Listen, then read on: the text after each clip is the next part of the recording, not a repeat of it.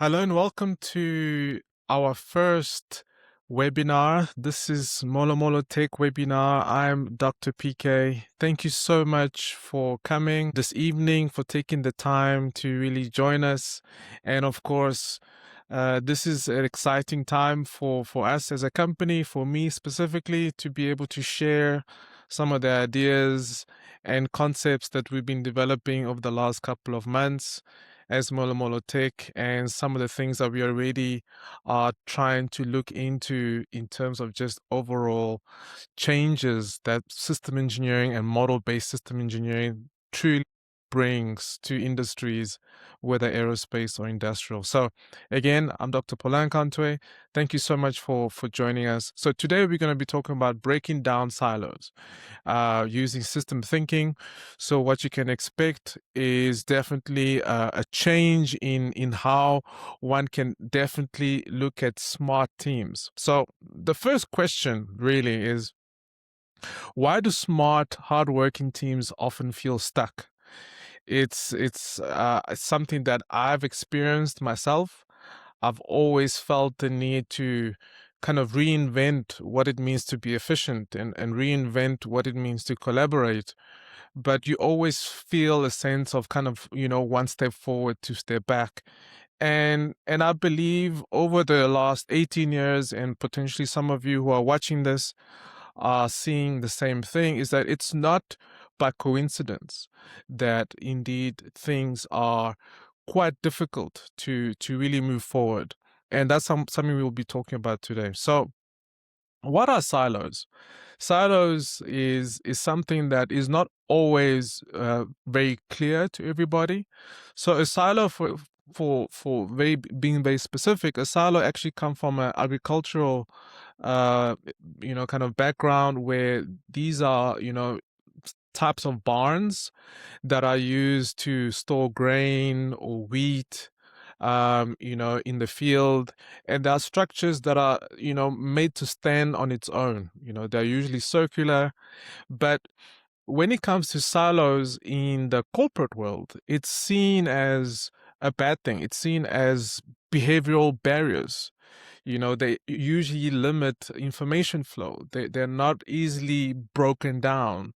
And essentially that's what a silo actually means. It's basically teams that are essentially optimizing locally. They are really looking after their own. They are eating lunch by themselves, as they say, in a way. And that is usually a really tough problem to tackle. So the evidence of silos is a couple of ways, right? So it's definitely seen in a reduced coordination. The teams are not really able to speak to one another. The teams are not able to really, kind of really understand each other's viewpoints. They try, but it's very difficult. And it's not always something that is easily broken down, because people really come there to speak and not to listen, and which result in rework, delays, which results in people doing their own work but not really looking at the work of their teammate across the aisle. And that really causes a lot of handover issues, specifically when it comes to critical data that needs to be handed over. For example, in my case, where I've seen it over and over, a handover between a flight test engineer and a flight test pilot could become a really difficult problem if there is lack of coordinated effort and there's a lack of understanding the other person's viewpoint. So the evidence are definitely there. Now, the impact, of course, is where it's seen the most. You start seeing a sense of frustration, a sense of mistrust. You definitely see kind of reactive decision making, as they call it, firefighting. You're always fighting fires, mainly because nobody's actually looking at the smoke. Nobody's actually looking at what's really going on under the carpet, mainly because people really think this is not my problem. Fundamentally, I'm okay. But once a fire catches, of course, everybody's in danger. So there is a very famous kind of silo mentality that fundamentally brings this specific concept to mind. And that is in relations to the Boeing 737 Max. And of course, very tragic, very, very tragic set of accidents that has caused fatalities and mourning families across the world. But it really boiled down to silos in a sense of, there wasn't an emphasis in engineering to bring about pilot training that would potentially result in more questions from the pilot regarding the specific, you know, change in the aircraft. But more importantly, there wasn't also a very good culture of, you know, just going back and redoing a safety analysis and understanding if there is indeed there's a change, what is the repercussion, not just across my team, but across teams and OEMs and potentially airlines themselves. What is the overall safety analysis? Again, that wasn't really something that was deemed necessary because one oftentimes didn't really look at it from a structural perspective and global perspective. And of course, the fundamental kind of premise in really causing these accidents were just how much engagement the regulations were involved. And all of a sudden you have a really mix of a accident waiting to happen, and unfortunately it did. So silos are incredibly important to be able to pick up and understand. So the key insight here is, when teams prioritize their own position over the organization, it's not an accident. It's a structural problem. It's something that one needs to take into account. It's something that nobody can blame and really point fingers. It's really down to the structure of the problem itself. Now, of course, when there's a problem, what do? We try and find solutions. And the obvious things when it comes to silos, and everybody, corporate and, world understands that. But oftentimes the solution is not the most obvious one. And the most obvious solution, of course, that people tend to do is just have more meetings. Okay. So if you're not together, let's get into the same meeting room and let's talk and let's kind of exchange ideas and let's try and really build a team effort. So and documentation, right? So let's really write down the procedure. Let's understand how do we kind of move forward with this lack of understanding. Maybe documentation is required. So more reporting. So now organizational structure now kind of gets built up in the way to remove the sense of separation. But fundamentally it's like using the wrong tool when the thing's already leaking. So but then the invisible solution, however, is you actually lose visibility.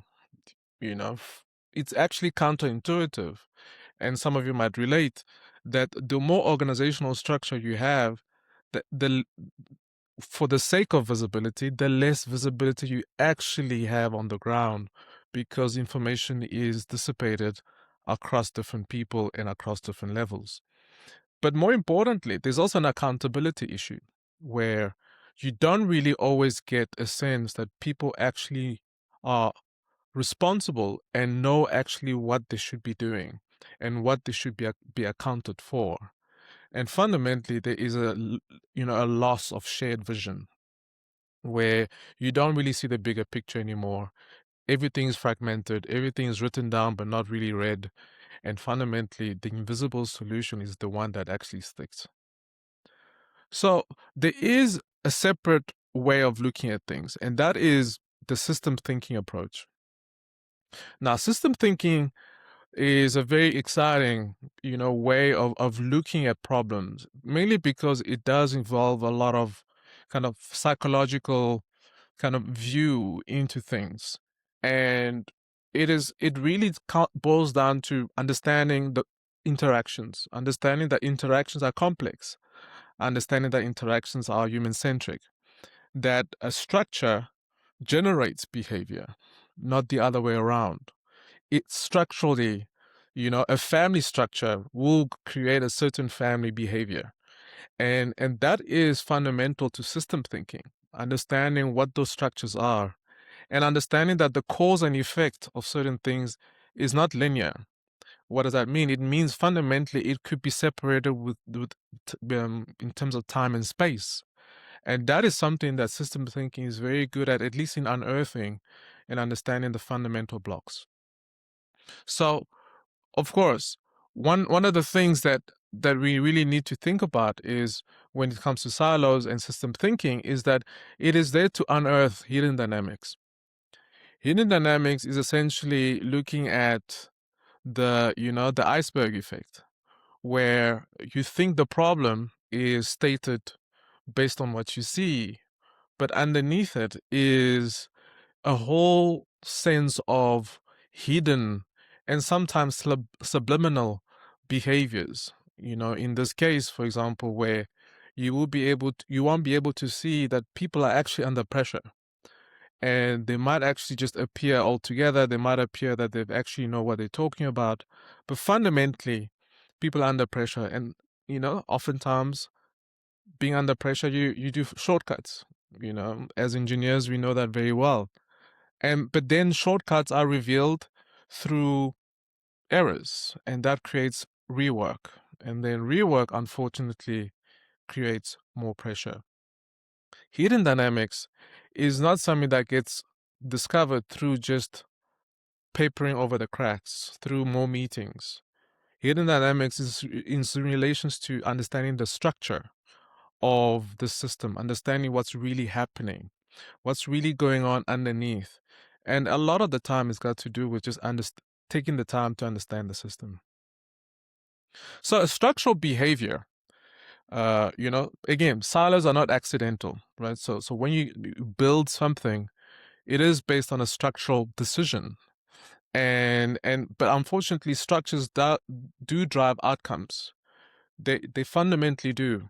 How you build a house is fundamentally, or will give you kind of the quality of that house. And of course, one of the biggest thing is with that, behavior remains persistent within that structure. So again, really just kind of summarize basically the last few slides is that, if behavior doesn't change, the system structure has not changed. So fundamentally, if you see kind of a repetitive way of people behaving in a certain way, it basically boils down to the fact that the structure itself hasn't changed. You can give all sorts of incentives. For example, you can incentivize people at work with more money, but if there isn't a culture of trust, that incentive of money will just last a month, and all of a sudden you still feel, empty every time you come to work. Structurally, it hasn't changed.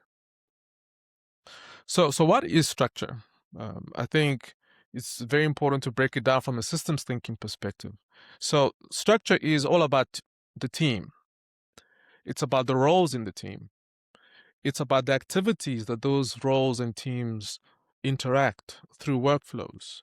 It's about the interfaces and the data flow that happens. But more importantly, it's about the decisions and the feedback that are happening with those data flows and interactions within those teams and within those roles. So it's not a simple methodology to unpack, but it's important to at least keep at the back of your mind that fundamentally a structure is something that involves people and involves the activity that those people actually perform. So there needs to be a mindset shift. It's not about individuals. It's not about, the actual task. It's about the interaction. It's the hidden dynamics, as they say. It's the invisible solutions or the invisible problem. It's understanding not the result, but it's the way the result was achieved. The feedback loops that really comes into play, and really the delays that are happening between those feedback loops that are either minimizing or maximizing the effort. So system engineering comes in a very special place, because as much as systems thinking is really all about structural understanding, is all about kind of unpacking kind of the human-centric side of the problem, system engineering really tries to now bring that from a technical perspective. And which means fundamentally system engineering, at least at an organizational level, needs to affect structure. It needs to affect culture. And it's part and parcel of systems thinking, because you do need to think from a structural perspective. What should I do? And of course, system engineering is a very mature and mature discipline. So there are a lot of learnings from the decades of work from system engineers who have really looked at it from a kind of structural perspective, how one can really affect change. So it's all about being human centric and not so much about just the tool or a language, and which is something that we will look into. Now, why MBSE, model-based system engineering? So we've gone from systems thinking, system engineering, model-based system engineering. And as much as we know, there's a buzzword in LinkedIn and everywhere, SysML v2, as if it's sold by like a newspaper, right? It's like the hottest thing. But it's, of course, MBSE is all about, or at least a large part of it is about the modeling language, whatever that may be. In this case, there's a huge push towards SysML v2. I have my reservations, but my opinion doesn't count for much, depending on which conversations I'm in. But it's really about more than that. It's about a shared model. A shared model, meaning that it's about bringing stakeholders to the same table in a visual way, in a way that is easily understood, in a way that can graphically grab their attention, and really tries to make it explicit in terms of what people are doing, what they should be doing, and defining the interfaces that hopefully, which is the one benefit of model-based system engineering, that can be simulated, that can be analyzed, and not just looked at from a piece of paper perspective. So the key insight here is, once the system is visible, once the system has taken on a life on its own in terms of being representative of the problem, representative of the structure, and the interfaces and the data flows that flows between those activities, then all of a sudden you can start working towards, a blame-free or less of a blame culture. And then design can begin. Then, understanding how to change the structure can start, because everybody's on the same page. And that's the key thing about model-based system engineering. So now, if you were to kind of dig deeper, again, structure alone is not enough, right? So it's great to kind of come up with an architecture. It's great to figure out, all of the different roles and different, the responsibilities and everything. But behavior emerges over time, right? Behavior oftentimes is devoid of space and time. The causality, cause and effect, was not always it's not always a linear progression. It's sometimes non-linear. It's sometimes left to on pause and then kind of resuscitate over the next months and years. Fundamentally, an MBSE tool can be used for system design and analysis, but with that in mind, with the understanding that the behavior and the structure is something that can evolve, and one needs to be able to take that into account.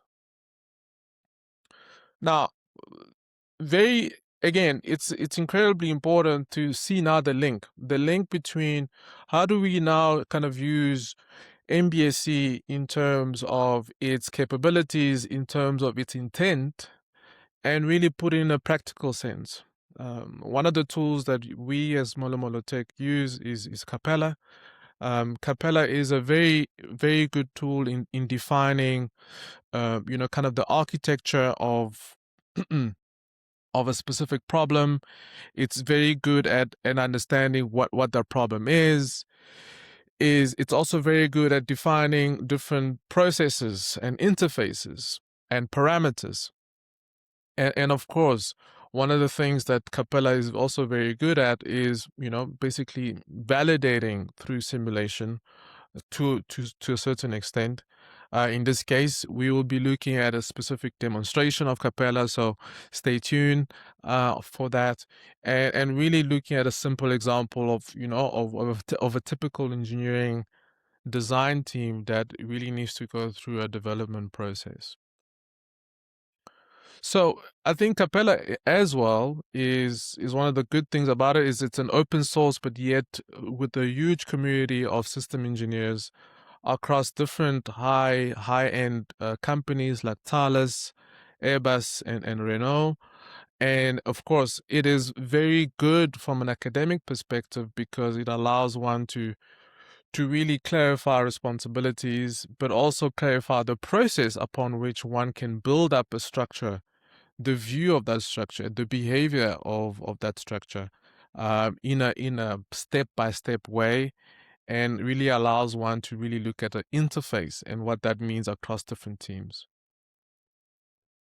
So now we've really talked about it for 20 minutes. We've painted the picture. So we're gonna really look at a very simple example of, how does one really go about using Capella to really make a point regarding structure. So let's have a look. So we've got an open demo, and to paint a picture. So we are going to be looking at a simple problem, right? And the problem is, basically the problem is the following, right? You have a mechanical team that is supposed to be designing a specific component. We're talking about a servo motor in this case. And of course, a servo motor has got a need for software. And so we have a software team. But through the development process, it requires integration, right? A servo is, by definition, a very interesting example from a mechanical and from an electrical perspective. And because of that, there's a need for integration and integrated testing. But the silo mentality is what we're going to be focused on in terms of what is really happening. So let's have a look. Now, there is in Capella, so this is, by the way, this is Capella. Just as I said, we're going to be having a very small little demo. In Capella, the one of the things that one allows itself or themselves to really start with and to really get the right framing and the right mindset is really understanding from an operation perspective, what is it that we want to achieve? What's the need? What's the capability? And who are the teams and roles, as I said, who are part of that structure that needs to work together in order to achieve that capability. And of course, when one thinks about it very simply, there is three fundamental roles when it comes to potentially delivering a qualified servo motor. There is an integration engineer, a mechanical engineer, and a software engineer. And of course, each of these have specific activities that they have to do.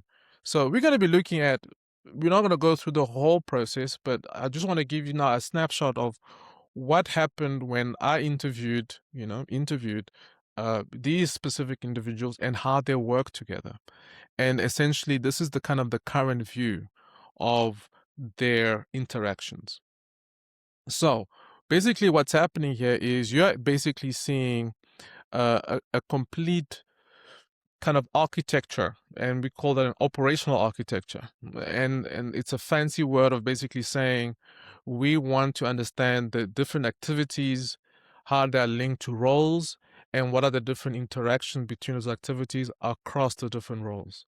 And fundamentally, that is really what's happening here. So in this case, we are seeing that the mechanical engineer has very similar tasks to the software engineer. But the first thing that springs to mind is that the only interaction that they're having is they are, hopefully you can see it properly, but the only thing that interacting with is they are sharing assumptions, whether it is to a document or not. But the point is there's some level of interactions, but if you've worked enough in industry, you'll know that if the interaction between these two departments is not really tight and really based on, oh, this is what I need, ad hoc, then there might be already some structural problems that could create certain behaviors. So in this case, for example, they essentially don't work together. They just share assumptions, potentially via email and so forth. And what happens is each department essentially does the development concurrently or simultaneously, and they do their own verification, localized, right? So essentially, they have their own platform, they have their own simulation, maybe. One potentially uses a mechanical software, CAD, and the other one uses an ECAD, whatever the case may be. And they do their own verification. They got their own plans, they got their own documentation, and so forth. And only when it's time for integration do they now pass a verified localized baseline to the integration. And then now this comes an integration build, right? So there's now a build that essentially brings about certain, assembly. And of course, the integration engineer takes that over, takes a verified baseline, signed off, supposedly complete, and he starts the build for the sake of testing or integrated testing. But of course, as we know, when you start building something that has been designed completely, without thinking of the other, right? Without thinking of what the other really needs, specifically when it comes to integration, you do find problems. You do find issues. And those issues are not always easy to solve. So what usually happens is once you start testing, the reviews will start giving out issues. And that's essentially what the integration engineer actually does. He's now is able to now do a test, review the test, and fundamentally triage these issues back as mechanical issues or as software issues. So all of a sudden, what's happening is the integration engineer is essentially looping back, and he is the fundamental disturber of the peace, as they call it, in each department, because whether it's an email or whatever it is ad hoc, doesn't really matter. He just sends out to say, hey, this is your issue, you fix it. And because these guys don't really speak about each other, the causality of how one issue can relate to the other, how a mechanical issue can relate to a software issue, is not really taken into account for the next build. So you can already start seeing that structurally, there is a fundamental problem. There potentially is a fundamental behavior that will build up from this specific architecture. And all of a sudden, the question is, what does that look like? What is it that we can already take into account? How can we quantify such a behavior? What over time will actually transpire that we can really take forward to our meeting with management or our meeting with each other to really say, hey, I think we need to actually change the structure of how we work. And this is where now specifically the next type of tool comes in when it comes to overall understanding of the structure. So, but before we do that, let's get back. So now that you've seen kind of the demo, of course, in Capella, I'm not going to go through all the different features, but fundamentally what you're able to do is between the different, these are activities. So the one thing about model-based system engineering is about traceability. And the one thing that Capella provides is the ability to really go in depth in how traceable you're able to make each and every single interaction. For example, you are now able to make sure that each activity that you have can have a very clear description, can have a very clear, so let me just make it slightly bigger.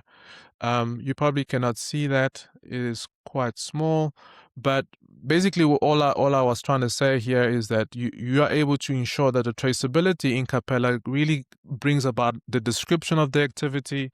The activity can actually be written down. The steps of that activity can actually be, made very visual. So the inspection of what is really happening can really be captured in the model. Why is that important? Because it creates a shared vision. It creates a shared mental model of what's really happening. Without you understanding the structure, you cannot really, and have all the stakeholders in the same room, you can't really start making changes. So that's essentially what Capella allows you to do. And of course, with that allows you to have a different kind of viewpoint, as they call it, to be able to start seeing the, kind of the structure in different angles, in a way to really make sure that, everything is really captured in the right way before you start making changes.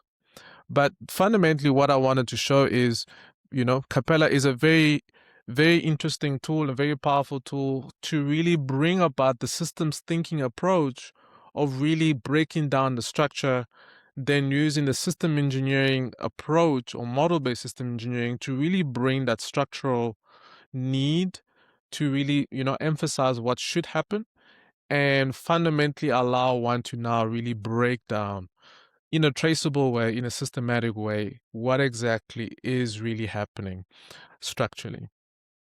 Okay, so let me get back to basically, the next set of things that I wanted to say. So in terms of validating the structure, I mean, the one thing that one users can use, and that's the powerful thing about model-based system engineering, is that you can use simulation. You can use simulation to reveal, kind of bottlenecks and, what's really happening.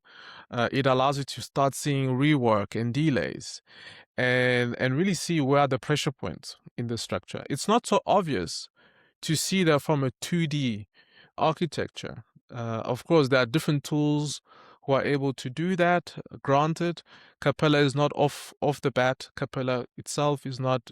It's got its drawbacks, of course, but it is open source, so it is a very good training tool. So that's really where the power of the next tool, which is MATLAB. MATLAB is a very powerful tool, mainly because it allows one to have a time-based simulation.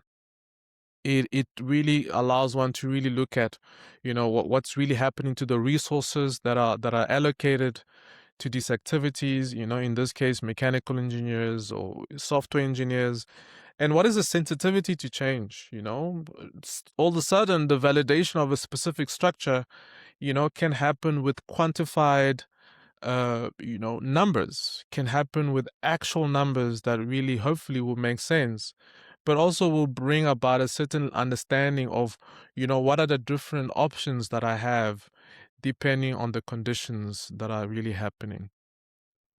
So now that we kind of see that, and we want to now really, have a look at, just kind of how does MATLAB help, right? How does MATLAB and Simulink specifically, how does it help in validating a structure, or at least getting a full understanding of what's really happening now that we have a traceable structure, a structure?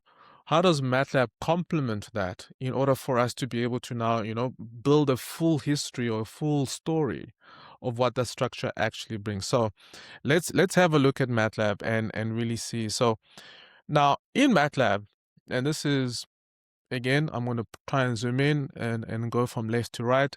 But this is a MATLAB, a Simulink model of what we just spoken about in Capella. Of course, the one fundamental thing about this specific model is that it is simplified. Why is it simplified? Because there needs to be a decision made, specifically by the system engineer or by the engineer, on what are the specific aspects of the structure that I'm interested in quantifying in order for me to validate by simulation. Not everything needs to be validated in simulation.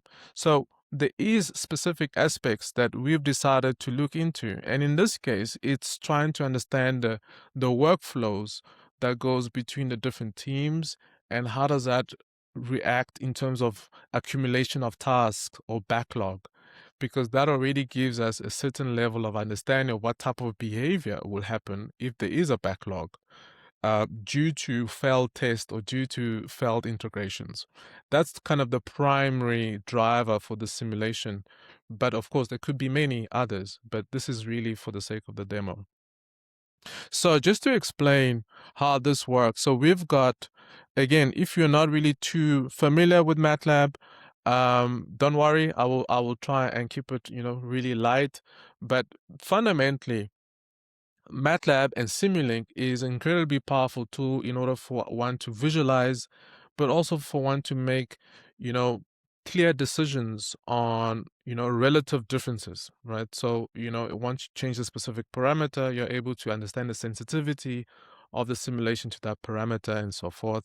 So MATLAB and Simulink is an incredible tool in order for you to be able to better design, in this case, better validate the structure that you've built in Capella in this case. So this simulation is quite simple. It starts off with an activity generator. So the activity, again, this is very abstract, right? So we're not talking about, designing a car or designing a drone or designing a, in my case, flight control laws. We talk about kind of organizational structure. So, but yet MATLAB can be used, Simulink can be used for that. And we have an activity generator. It could be any activity. In this case, we are just interested in activity, what's happening with activities, not what are the contents of the activities. So there is an activity generator, and let me actually, yeah, okay, great. There is an activity generator, and in this activity generator, basically it feeds two specific blocks. And these are all model references, by the way. So they're all exactly the same, but the parameters that drive them are different. So there is a mechanical workflow in this case where the mechanical engineer basically does the design, he does the verification, and then sends off whatever he's done, the output of that activity to the next, department. In parallel, there is a software, engineer. He does the same thing. Now, each of these blocks, and of course, once you go downstream, they essentially collate those output. In this case, it will be verified baselines that will eventually feed into the integrated testing by the integration engineer. And that is essentially what we want to see as a workflow. Now, the specifics of it is that each and every single workflow, at least model reference that represents a workflow, is its behavior is dictated by two specific things. It's dictated by the type of activities that go into it, and it's dictated by how long it will take to process each task that comes in. And that's what we call processing time.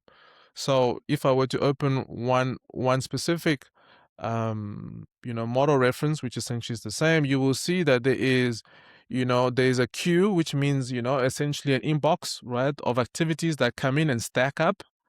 And then there is a activity processing, which means the engineer is actually doing the work, and this is how long he needs to do the work for. Remember, this is all relative. It's not absolute numbers. It's trying to understand behavior based on a specific structure. Again, so there is a queue. Of course, this is used now for monitoring, basically where we are able to monitor each and every single activity, whether the queue or the processing for each department. It's exactly the same thing on each one, like I said. Now, of course, what happens here is we made some assumptions. We basically said in the mechanical department, if there's one engineer, he takes 5 unit steps or units, 5 units. In this case, it runs for 60 units. It's not seconds, it's not hours, not months. This is all relative, right?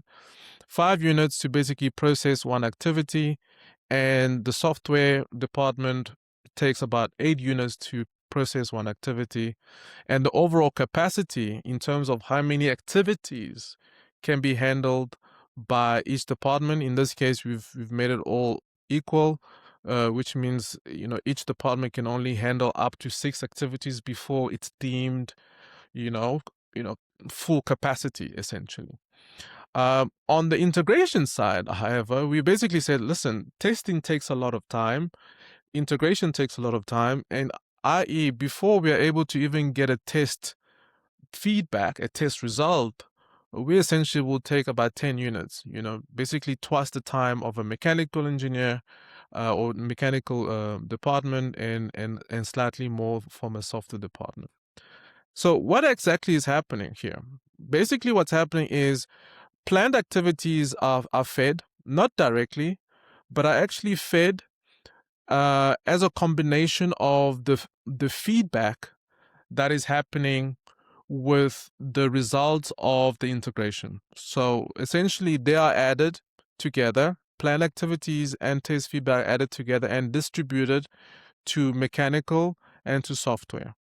So that's essentially what's happening. So effectively, we are creating a loop of activities that will dictate the behavior of the simulation. That's all we're doing. We're just creating a loop that was designed in Capella. Basically, as we saw, right, we see that there's a triage of mechanical issues that we are bringing back to the mechanical and the software engineers for them to fix. But that's on top of the activities that they already have on a day-to-day. And that's essentially what will drive the behavior. So if I were to run this, we should now hopefully see some interesting results. So let me run it very quickly, and it runs, and of course it's very light, and it allows us to basically see the results. So for the mechanical guy, what we are able to see is that fundamentally there are a couple of things that we see. And I'll explain the graphs very quickly, but it really tries to portray kind of the power of simulation, the power of really understanding what's happening. So here you see this line basically says this is kind of the line that allows us to see what is the maximum amount of tasks before one deems one to be overloaded, right? And and of course, in this case, it is quite interesting that we are able to keep the task really low for the mechanical guy, and he's able to produce a certain amount of output. In this case, all the tasks that are coming out are essentially tracked by this green line, and each time there is a task that goes out, there's a tick on the green line that basically shows an output. Again, not going through the specifics, but it's just really trying to show that the more margin you have in this way, the more capacity one is able to use to change the structure of the system without affecting overall stress of that specific individual. Now if you were to now look at let me just there you go. If you were to now look at the integration testing, and we see what happens here. So now we see that we want to see basically what's happening to the integration engineer, right? What's happening with him? Is he able to cope? And what we immediately see is no, he's not, right? His tasks are overloaded, and this is a fundamental now behavior change.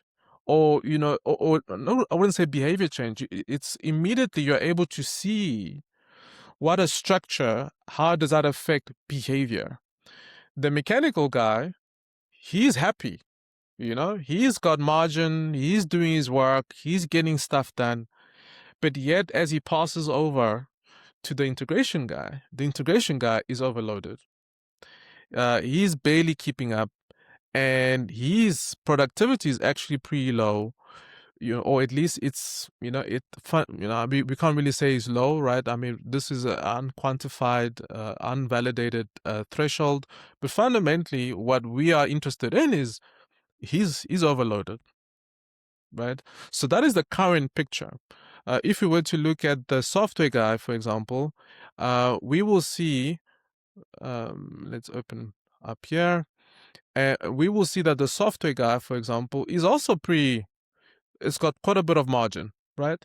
So not only does the mechanical guy have margin, the software guy has margin, but the integration guy who has to take all these inputs in, he's overloaded.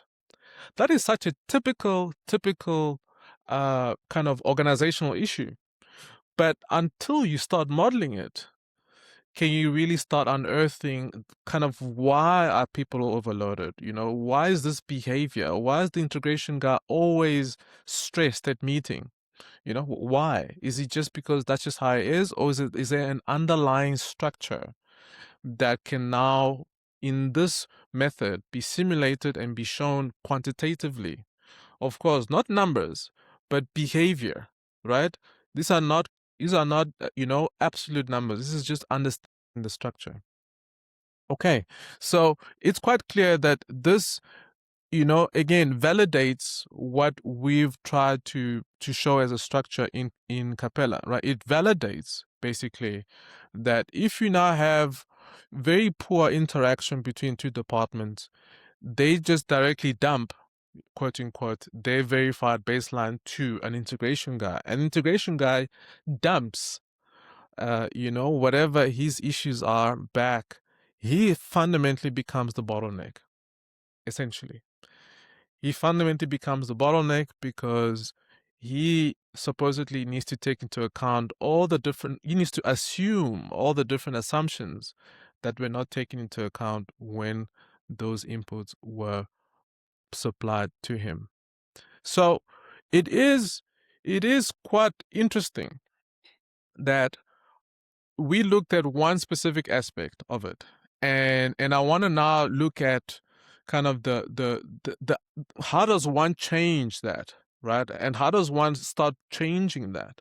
And this is quite the exciting part about using Capella and MATLAB. And this is something that we are really excited about in MoloMolo Tech, is the ability to not only affect at a really specific design level, but really start looking at organizational level, how MBSE and MATLAB can really unearth these structural problems. So now let's go back into Capella and see how does one go about potentially changing the structure and then simulate it again, and how will that now look like. So if we go back to Capella, we will see, and I basically now look at, if I were to now update the operational structure and make it slightly bigger, so everybody can kind of see. There you go. So what is happening here? It is fundamentally different from what we had before, but at the same time subtle in keeping certain aspects. The obvious aspect is that each department still does what it's supposed to be doing. The mechanical guy still develops and verifies. So does the software team. The integration guy, however, now all of a sudden, and there's maybe more lines, but it's really important. The integration guy now all of a sudden is acting as not as the sole accountable person for the integration, but he's acting as the gate upon which an integrated baseline will be developed, which means that he is acting as the coordinator for the sake of integrating and for the sake of verifying an integrated baseline. So a baseline is no longer integrated separately in each department. It is actually now part and parcel of the integration at a integration system level perspective. So what does that actually mean? It means that the only thing that's happening now is that the mechanical design is fed and the software design is fed directly as specification into the baseline development, integrated baseline, and then software and hardware changes are fed back into the individual departments directly. What does that also tell us? It tells us that if now we fundamentally only feed back the test results into this baseline, we are no longer feeding back individual issues to department, but feeding it back only from a development perspective, what is required, and if indeed there are software changes required for the sake of the integration, it will be fed on an ad hoc basis. So all of a sudden, the mechanical and the software guy are complicit in making sure that the integrated baseline is correctly, assembled. More importantly, as well, is that now what happens here is you now have a baseline kind of subsystem for software and hardware for which the verification, if indeed there needs to be a mechanical verification or software verification, that gets done, and then the build based on that subsystem and integrated is fed into a into a build. So essentially what happens here is you now have a method upon which not only you are enforcing communication by changing the structure upon how things are built. You're enforcing collaboration by ensuring that the integration and where people really see things working for the first time is only done at an integrated level. So the mechanical engineer's KPIs and the software engineer's KPI is no longer at a department level only, but now it is at an integrated level, which means it's in their best interest to really ensure that the design is only deemed fit for purpose at an integrated level. And what and that development now leads to a different behavior change, not because of more meetings, but because of a change in structure. So how do we validate this? Very quickly, let's get into it. So now that we know the workflow, let's get back into MATLAB. And again, we now will look at a different architecture in MATLAB. It tries to represent again the what we are trying to look at, which is we are trying to look at how does that affect delays, how does that affect overall stacking of tasks, and how does that affect overall capacity of each department in doing work. So what has fundamentally changed? You would see that here the structure is still the same. There's still a mechanical workflow, there's still a software workflow, there's still an integrated test workflow, and the parameters of each haven't changed. The only thing that has been added is an integrated verification workflow. What does that mean? It means fundamentally the mechanical and the software workflows now are summed together, and the test feedback gets fed in addition and then get fed back, creating a loop back into the integrated verification and build. So these are not fed back directly anymore to each individual, right? These guys still, the mechanical and software guys carry on as they were before, but there's now a clear interest in making sure that the integrated verification is done in a collective sense. Why? Because the outcome of these activities are not verification, but they are inputs into a actual development, an additional development process at an integrated level. So everybody joins the party. So what does that actually give us? What does that actually give us? So if I were to run this, the only thing that has changed, like I said, is adding this block and changing how we connect basically the different activities as an input into the integration. So if I were to now look at the capacity of the mechanical guy, so let's have a look. We will see that he is not busy at all. Even though fundamentally he still has the same planned activities, he just doesn't have all the feedback directly from the test directly in his department.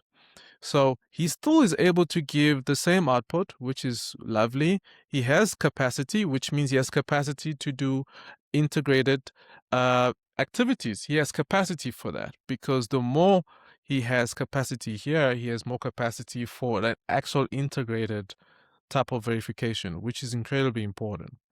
So let's look at the software guy. The software guy, I think he will be the same. And in this case, we will see exactly that, where the software guy, even though he takes longer, he has a lot of capacity to be able to also act at an integrated level, which is what we want. Now, before we look at the integrated integrated verification, let's look at the end effect. Is there still now an overall capacity saturation for the integration testing? And what we will start seeing is that that's not the case.